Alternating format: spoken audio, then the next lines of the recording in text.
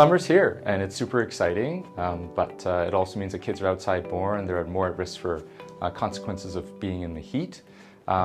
First things first, kids are not little adults. They just love to play, and they play and they play and they play. They don't know how to stop, and that's one thing that would put them at risk.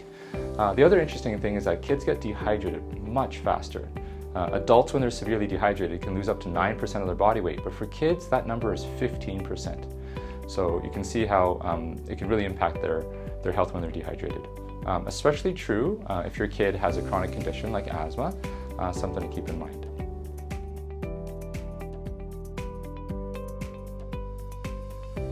So you might be wondering what to look out for if your kid's getting too dehydrated or had too much heat exposure for the day. Some of the things can be really subtle, like just being really irritable and having tantrums and maybe a bit sleepier than usual and low energy. But it could be less subtle than that.